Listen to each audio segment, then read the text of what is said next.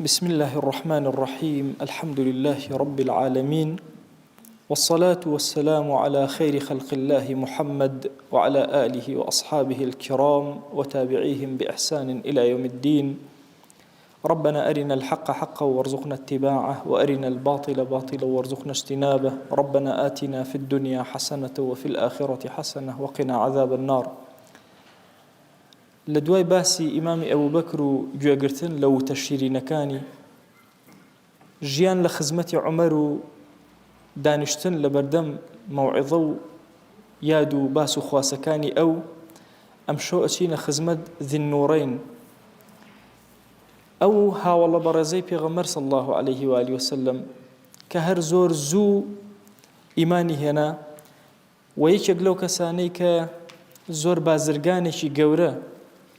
لجاهليتها وبازرگانيكي زور قورة لمسلمانيتها كأفرمي كاتبو مخالفة مسلمانان هيج كسيق نبو لودو دولية لمكة ومدينة بأندازي من وشتري زوربه، بأندازي من مرومالاتي زوربه، بأندازي من ألطوني زوربه، بأندازي من دار خرماي زوربه، بأندازي من أموال وسروت الساماني هبه. إمام عثمان هر جارك باسي أكين حياة وشرم يتا بيشتاوما أزانين أمبيا وأواندا شرمي أكرد ملائكة شرمي اللي أكرد تاك خليفيك هتا استا صدقوا خير وخيراتي ما به رقم بانكي هبه لحساباتي جهانا باري هبه بريتي لخليفة مسلمانان خليفة السيهم عثمان كرة عفان حتى استا چندين مزقود أكريته لسر حسابي إمام عثمان چند بير لي أدري لسر إمام عثمان چكو وقفة كان إمام عثمان بردوام هتا وكو استا تواجديان هي وجوليان هي لجهانا يكيك لعشرين مبشرة ويكيك لمليار ليركاني الزماني خوي خليفة السهمي إيمان دارانا پیغمبری خواه صلی الله علیه وسلم اوانی خوش ویستو دو کچی خوی داوت یکمیان وفاتی کرد و دوهمیشانی دای یکمین کسی هجرتی کرد و لپنای خواه ابو حبشه او که به بحر به دریای هجرتی کرد او بو که قرآنی پیروزی او کو کرد و بو اما و است اما هموش کاتک لخزمتی ابنیا روزانه برواکن کلمه و حرف یگنی بو شوازل القرآن بخوانی الا امام عثمان سهمك وبشكيكي تياه إمام عثمان قوري زور زورة يكمن كسيك مزقوتي حرامي قورة كرد مزقوتي بيغمبري صلى الله عليه وآله وسلم قورة كرد يكمن كسيك كلا زماني أو منطقة أفريقيا منطقة سجستان كرمان خراسان قوقاز إرمينيا همو أو أن لزماني أو فتح إسلاميا بيجيشت يكمن كسيك بريالي دال روجي جمعانا دو بانك بدري بانجي يكم وبانجي دوم يكمين كسيكا كالشرطي داهنا أو شرطي كإستشهر بيوتي الشرطة لزمان إمام عثمان ودسي بيكرت مناقب زور زورة كوتاي مناقب كاني شهيد إسلام شهيد فتنة لنا مسلمانان تصور كان يك خليفة من هي لخليفة مسلمانان كبا مردني خوي مردبه إمام أبو بكر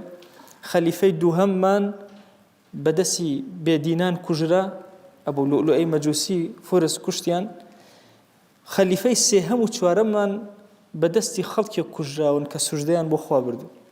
فتنة لزماني أوانا ودسي فكرت بوي إمام عمر كاتك خو بن را فرمويان أي عمر خو من بيني وك درقاك شكا درقاك فرموي شكا يا كرايو بتيان شكا تي والله أول دليل أبو أوي كمن مردم دواي من فتنة ترناوسيته لأمتي بيغمرة صلى الله عليه وآله وسلم أمشوا أمبيا وعظيم وقورأتين خزمتي عرزم كردن أمشوا مباركانا حزم كرد لخزمة وتي أو بيا وقورانا بين لعل أوك بدلمان أدا لعل قصي خومن سودي كينيو لخزمة شاوانك أبين ك بتشاوي سريان ديداري بيغمبريان صلى الله عليه وآله وسلم بينيو أفرميك له موعظة زور قوركاني إمام عثمان كالرؤية كرد إيمان داران أي فرمو لو طهرت قلوبكم ما شبعت من كلام الله والله أقدلطان باق بي قد تيرناخوا لقرآن جارك دوان 10,000 لخزمت يا أبي تير نابي لي وتير نابي أما قصي إمام عثمان قصي كمي لو طهرت قلوبكم أجر دلطان باق بي ما شبعت من كلام الله عز وجل. قد تيرنا بلكلام إخوة حرجوا لي أجري إخوانته ولا خزمتي أبي مدارسيك لخطبيك فرموي إن الله إنما أعطاكم الدنيا لتطلبوا بها الآخرة. بوي أخوي قال الدنيا بسرا باراندون بوي آخرتي بيا بكرن بي نداون بو أوي بشتي بس نو بالي بيا بدنوا بخوا أم دنيا هموي فناء أبي آخرت أمانته وآقاتان لي بقات شتيكي فاني كاتي ندن بشتيكي بسر شتيكي باقية آقاتان لي بأم دنيا كوتاي بيا وأبرته ومنقطعة مصيري إما هرهم ولا إخوة همو رجع هنجاوي نبر ولا إخواني دي تقوى إخواتن هبه تقوى إخوة قلغانك بو إيوة لتوري إخواتن باريزي وسيلة كنزيكتن أخاته ولا دنيا لأخوة جورا. واحذروا من الله الغيرة زور أجاتن لبه راست رب العالمين يكي لصفاته كاني حليمة عبدك أمهم جناها كأمهم مخرب أو هر حلمي هي لقال يا هر نرمة لقال يا هر مجالي أداته بلام أجاشتن لبه خوا جل جلاله تورأبه كتورأبه لعبدكان أو كاتزور حزركن كتورب كوتن لبيشاوي رب العالمين زور زحمتي تريتان. والزموا جماعتكم ولا تصيروا أحزابا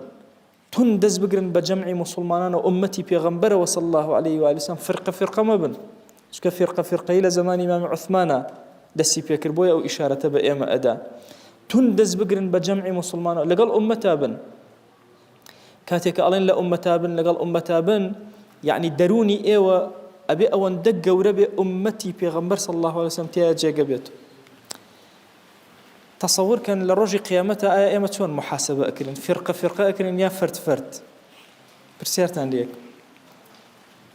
جماعات محاسبة أكلن وكلهم آتيه يوم القيامة فرد آية برسياري تشيمان لأكري لقيامتها برسياري فصيلة كمان لأكري وفصيلته التي تؤوي أبدا برسياري جروبا كمان لناكري برسيار يوم اللي يكره هو سماكم المسلمين لسر إيمان لسر إسلام برسيار ما اللي يكره بويا إمام رحمتي خويلة بهواريتي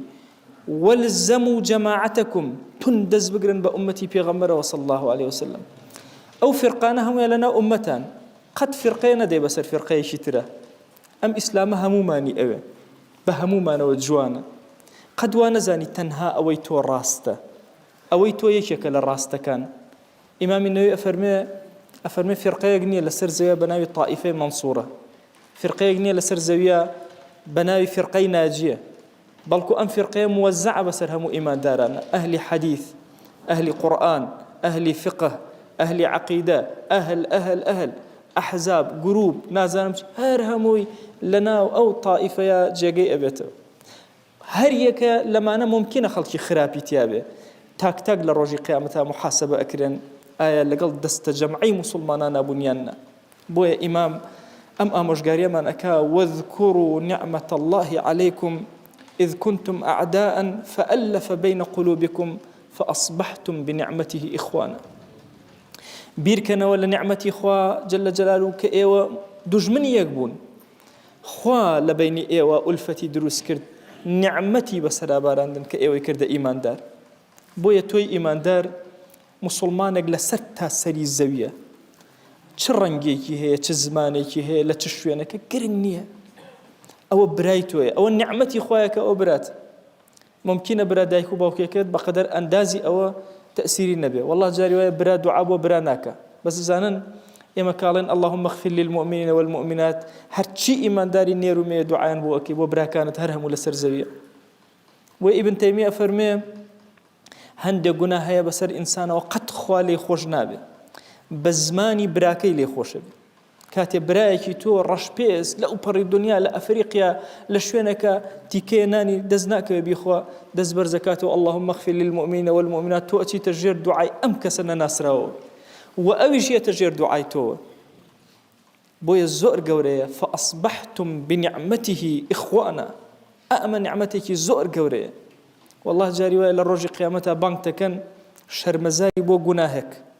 رب العالمين بيت عليك أي عبد لتو خوش بوم لبر دعاي براكت لە تۆ خۆش بووم لەبەر ئەوەی فڵانە برات لە فڵانە شوێن لە فڵانە کاتی ئیستیجابەی دوعایە هاواری کرد اللهم اغفر للمؤمنين والمؤمنات لە تۆ بوران بەهۆی ئەو کەلیمەی ئەوە یەکێکە لە مۆعیزە زۆر گرنگەکانی ئیمامی عوثمان کە زۆر ئەمری فەرمووە بەوەی ئاگاتان لە جەماعەتی موسڵمانان بێ. ئەفەرمێ لە مۆعیزەیەکی ترە ما من عامل يعمل عملا إلا كساه الله رداء عمله. ئەمە قاعدەیەکی زۆر گەورەی عوثمانیە. ئەفەرمێ هەر کەسێک کردەوەیەک جێبەجێکە لە جۆری ئەو کردەوەی خوا جلێکی لەبەر ئەکا لە جۆری ئەو کردەوەی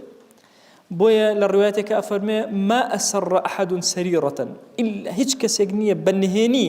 کردەوەیەک لە کردەوەکانی جێبەجێ کردبێ إلا أبداها الله على صفحات وجهه فلتأتي لسانه وفلتات لسانه. ئەفەرمێ هیچ کەسێک نییە لە عەبدەکان سەریرە لە پەنهانی بڕۆ عەبدایەتیە بکە إلا خوای گەورە علامەتی ئەم عەبدایەتی کە بەنهێنی کردوتە لە نێوچەوانی تۆ دەری ئەخا. جاری وایە ئاگاد لە خۆت نییە لە کەلیمەیەکە دەری ئەخەی کە تۆ فڵانە کاری چاکت کردووە. جارێک فەرمووی واللهی ئەگەر عەبدێ لە عەبدەکان بچێتە لە یەکێک ماڵەکان زۆر بە پەنهانی کردەوەیە جێبەجێکە أوشك الناس أن يتحدثوا به والله خوای گەورە ئەوەندە عەظیمە زۆر نزیکە خەڵک وردە وردە باسی ئەو کردەوەکەن کە زۆر بەدزی کردوتە. هەر کەسێک کردەوەیەک نێبیکە إلا كساه الله رداء عمله إلا خوای گەورە جلێکت لەبەر ئەکا لە دوورەوە خەڵک بشڕای ئەو کردەوە باشە بە تۆ ئەبین. ئەفەرمێ سەریرەتی لە خراپەشە هەر وایە کردەوەیەکی باشت کرد دەرەکەوی کردەوەیەکی خراپت کرد هەر دەرەکەوی. قسەی مەشهوری إن الله لا يزع بالسلطان ما لا يزع بالقرآن. قسەی ئیمامی عوثمانە خوا جەل جەلالوه ئەوەی کە بە سوڵتان و شمشێر لای ئەبات لە فەساد و خراپەکاری هەندێک جار بە قورئان لای نابە. ئەم قورئانە عەظیمە جاری وا هەیە بەسەر دڵی عەبدێکە ئەخوێنیتەوە گوناهێکی ئەکا تەئسیری لێ ناکە بەڵام زانی ترسێک هەیە شمشێرێک هەیە عەدالەتی خوا لەسەر زەوی جێبەجێکرێ ئەبەدەن نزیکی ئەو گوناهە ناکەوێتەوە. یەکێک لە مۆعیزە زۆر مەشهورەکانی فەرمووی ئیاکم والخەمڕ زۆر خۆتان بپارێزن لە عارەق مفتاحی هەرچی شەڕ هەیە لەسەر زەوی عارەق. ئەو شتانەی کە مادە هۆشبەرەکان ئەوانەی ئینسان بێعەقڵ ئەکەن زۆر ئاگاتان لێبێ. ئەمڕۆ طبعاً کافر و بێدین لە زۆر شکستی هێناوە. طبعاً زۆر هەوڵیاندا مولحیدین کوردستان و هەموو جیهانیش ویستیان ئیسلام ناشرین کەن غەریبی کەن. الحمدلله ئێستا خۆیان غەریبن. وەڵا کەس ڕووی نییە ئێستا بڵێ وەڵا من مولحیدم. مولحیدەکانەوە تا وردە وردە تەوبە ئەکەن و خەریکی دینداری و خواناسی. تازە بێدینی لە کوردستانە بوو بە عیبە لەبری ئەوەی دینداری بێتە عیبە. ئەوان ئەیانویست کارێکی وا بکەن ئەگەر گەنجێک نوێژێکی کرد عالەم گاڵتەی پێ بکە. ئێستا ئەگەر بێئەدەبیە بەرامبەر بە دین بکرێ اینجا گاڵتەیان پێ ئەکرێ. ئەمە هەمووی ڕەحمەتی خۆیە فەزلی خۆیە. ئێمە خاوەنی دین نین خۆی خاوەنێتی. بەڵام یەکێک لەو کارانەی کە نەجاحەتیان تیا هێناوە بڵاوکردنەوەی ئەنواع جۆری مخدراتە لەناو گەنجانە بێهۆشکەرەکانە. ئەوە تا ئیمامی عوثمان فەرمێ ئیاکم والخەمڕ زۆر ئاگاتان لێبێ فإنها مفتاح كل شر حچی شەڕ و خراپەی لەوە دەست پێ ئەکا. جگەرە مەوادی هۆشبەر عارەقەکان ئەنواع و ئەشکاڵەکانی کحولیەکان هەموو جۆرەکان ئاگاتان لێوێ گەنجەکان ئیاکم والخەمڕ. ئەفەرمێ پیاوێکیان هێنا لە ئومەتانی پێشوو وتیان وەرە ئەمە کتابی خوا بیسووتێنە ئەمە یەک یان وەرە ئەو مناڵە بکوژە یان وەرە زیناکە لەگەڵ ئەو ئافرەتە یا قومی عارەق بخۆرەوە.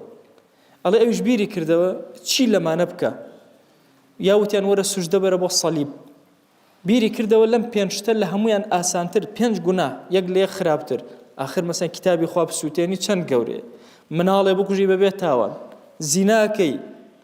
سوژدە بەری بۆ سەلیبێ قومی عارەق بخۆیتەوە. بیری کردەوە بیری کە وتی وەڵا قومە عارەقەکە باش.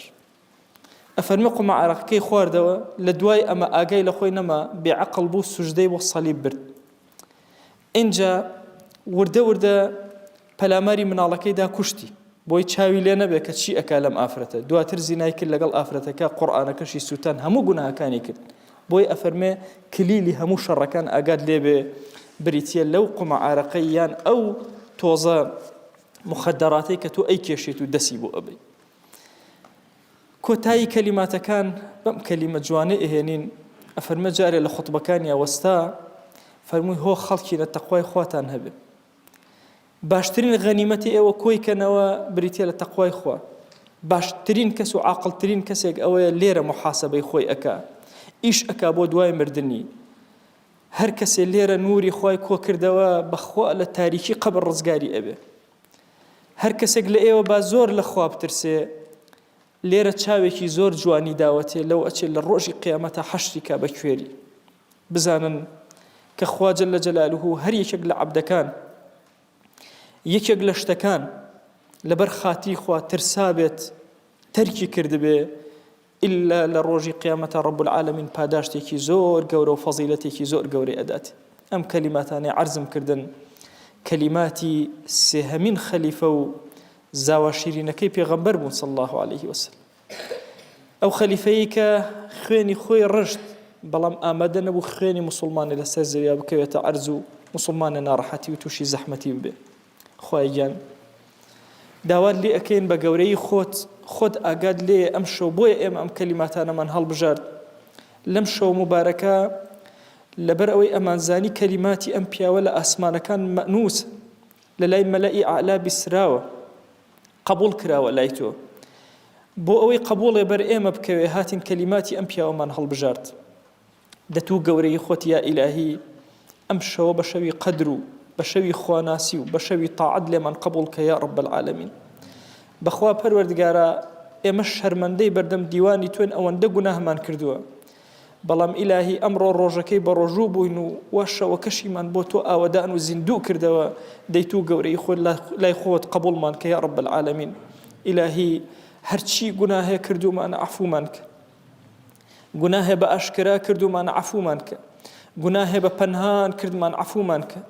گوناهێ نەمانزانی کردمان عەفومان کە گوناهێ زانیمان و بێ ئەدەب بووین لە حوزوری تۆیە عەفومان کە ئیلاهی گوناهێ بە شەوا کردمان عەفومان کە گوناهێ بە ڕۆژە کردمان عەفومان کە پەروەردگارە داوات لێ ئەکەین بە ڕەحمەت و بەزەی خۆت ئەم مزگەوت و ماڵەی تۆ بەجێ نەهێڵێن ئللا لەسەر جەم گوناهمان بورابی تو گەورەی خۆت پاکمان کەرەوە تو گەورەی خۆت ساغمان کەرەوە قبولمان کە لای خۆت یا ئەکرەم الئەکرەمین خوای گیان بەخوا تۆ خۆت ئەزانی یا ئیلاهی ئێمە خاوەنی عەبدایەتێکی کورچ و کاڵین نوێژی کورچ و کاڵ بۆ تۆ بەرزەکەینەوە ڕۆژەی کورچ و کاڵ بۆ تۆ بەرزەکەینەوە خوایە هاوار و ناڵەی دڵی بێ دڵمان بۆ لای تۆ بەرزەکەینەوە تو گەورەی خۆت تۆ خۆت لە غەفڵەت ڕزگارمان کە تۆ خۆت زیندوێتیمان پێ عەتاکە بەزەی خۆت بەسەرمانە ببارێنە ئیلاهی داوات لێ ئەکەین بە ناوی جوانت بە صیفەتی بەرزە بە ئیسمی عەظەمت ڕەحمەتی خۆت بەسەر مەجلیسەکەمانە ببارێنە دڵمان پەیوەست کە بە دینەکەتەوە یا ئەکرەم الئەکرەمین خوای گیان هەر گوناهێ کردومانە لە عومرمانە لە ڕۆژی بلوغمانەوە تا ئەمڕۆ تو گەورەی خۆت لێمان خۆش بە ئیلاهی داوات لێ ئەکەین بە گەورەی خۆت بە ڕەحمەتی خۆت بە بەزەی خۆت تۆ کەریمی و کەسی کەریم کەس لە بەردەم ماڵی خۆی و لە ناو ماڵی خۆی دەرناکە لەسەر خوانی ڕەحمەتی خۆی دەرناکە و ئێمە ئەم شەو یا ئیلاهی هاتوون لەسەر خوانی تۆ کۆبووینەتەوە لە ماڵی تۆ یا کۆبووینەتەوە بە ڕەجای ئەوەی کە تۆ لێمان خۆشبی دەی ئیلاهی لێمان خۆش بە یا ئەکرەم الئەکرەمین بەخوا پەروەردگارە ئەزانین ئێمە شایەن نین بەڵام ئەزانین ئیلاهی تۆمان هەی کە زۆر شایەنی لەگەڵمانە ئیلاهی ئەگەر چی ئێمە بێکەڵک بین تۆ خودایەکی زۆر بەڕەحم و ڕەئوفی لەگەڵمانە دەی بە ڕەحمەتی خۆت قبوڵمان کە دەی بە ڕەحمەتی خۆت وەرمان گرە دەی بە ڕەحمەتی خۆت کە تۆ عەفوت زۆر پێخۆشەوە ئێمەش هاواری عەفو بۆ لای تۆ بەرزەکەینەوە عەفومان کە ئیلاهی داوات لێ ئەکەین بە ڕەحمەتی خۆت بە بەزەی خۆت بە کەڕەمی خۆت لێ خۆشبوونی خۆت لەم شەوە بەسەر ئێمە ببارێنە پەروەردگارە تۆ خۆت ئەزانی کە ئێمە مشتاقی دیداری پێغەمبەرین صلی الله عليه وسلم بەخوا پەروەردگارە دڵمان پڕە لە شەوق بۆ ئەو زۆر مشتاقی دیداری هاوڵانی پێغەمبەرین صلی الله عليه وسلم دەیا ئیلاهی سڵاوی دڵی ئێمەی بە پێغەمبەر صلی الله عليه وسلم بگەیەنە ئیشتیاقی ڕۆحی ئێمەی پێ بگەیەنە ئیلاهی ڕزوانی ئێمە بگەیەنە ئەم هاوڵە بەڕێزانە سڵاوی ئەم مەجلیسی ئێمە بگەیەنە ئیمامی عوثمان ئیلاهی داوات لێ ئەکەین بە ناوی جوانت بە صیفەتی بەرزە بە ئیسمی عەظەمت سڵاوی دڵی ئێمە بگەیەنە قائیدانی ئەم ئومەتەی پێغەمبەر صلی الله عليه وسلم سڵاوی دڵی ئێمە بگەیەنە یا ئیلاهی بأولياء وبيا وصالحان وقوري أمتي يا رب العالمين. إلهي داواد لي أكين ئەگەرچی ئێمە شایەر نەبین بۆ دوعاکانمان پەروەردگارە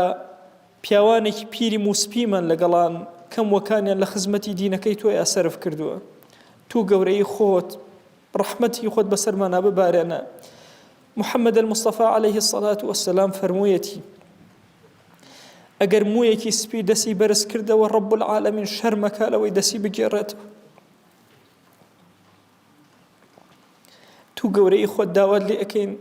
بە ڕەحمەت و کەڕەمی خۆت دەسی ئەم موسپیانە مەگێڕەرەوە و عەفومان کە. پەروەردگارە خۆشەویستەکەت فەرموویەت ئەگەر گەنجێکی شەباب تەوبە بکە ئەبێتە حەبیبی خوا. پەروەردگارە ئەم گەنجە تەوبەکارانەمان لەگەڵان بە دڵی ئەمانە هاوارت لێ ئەکەین بە تەوبەی ئەمانە تەقە لە دەرگات ئەدەین. تو گەورەی خۆت تەوبەکانمان قبوڵ کە. پەروەردگارە بەم مناڵە بێگوناهانە هاوار لە تۆ ئەکەین دوعاکانمان وەرگرە دوعاکانمان قبوڵ کە لای خۆت وەرمان گرە یا ئەکرەم الئەکرەمین. خۆیە داوات لێ ئەکەین بە ناوی جوانت بە صیفەتی بەرزت بە ئیسمی عەظەمت ئەم ساڵی کە بەسەرمانە تێ ئەپەڕێ باشترین ساڵەکانی ژیانمان بێ. خوای گیان تەقدیراتی ئێمە لەم ساڵە نوێی ژیانمانە بکەرە باشترین ساڵەکان بۆ تاعەتمان باشترین ساڵەکان بۆ ڕزقمان. خوای بۆ خاتری گەورەی خۆت لەم ساڵەیە لە گوناهەکان دوورمان خەرەوە. بەخوا پەروەردگارە زۆرن ئەو گوناهەی کەوا عیلاجی نەفسی خۆمانمان پێ ناکرێ و هاواری ئەم گەوزاویە لە گوناه بۆ تۆ بەرزەکەینەوە. ئەزانین چارەیەکمان نییە تەنها تۆ نەبی تەقە لە دەرگای تۆ ئەدەین لە گوناهەکان ڕزگارمان کە. ئیلاهی تەقە لە دەرگای ڕەحمەتت ئەدەین گرفتەکانمان چارەسەرکە. ئەومان بێ حاڵ و ماڵە ماڵداریکە ئەومان بێ مناڵە مناڵی پێ عەتاکە ئەومان بە مناڵە مناڵی ساڵحکە. پەروەردگارە ئەومان کەم ڕزقی حەڵاڵی زیادکە. ئیلاهی داوات لێ ئەکەین ئەومان قەرزارە قەرزی سەرشانی سووکە. پەروەردگارە هانامان بۆ لای تۆ هێناوە بەرەکەت بەسەر ژیانمانە ببارێنی تو گەورەی خۆت بەرەکەت بەسەر ڕزقمانە ببارێنە بەسەر ژیانمانە ببارێنە بەسەر مناڵمانە ببارێنە بەسەر وڵات و نیشتیمانمانە ببارێنە بەسەر دینداری و خواناسیمانە ببارێنە. ئیلاهی داوات لێ ئەکەین بە ڕەحمەتی خۆت بە کەڕەمی خۆت بەخوا پەروەردگارە ئێمە هەرچی بکەین مافی دایک و باوکمان نادەینەوە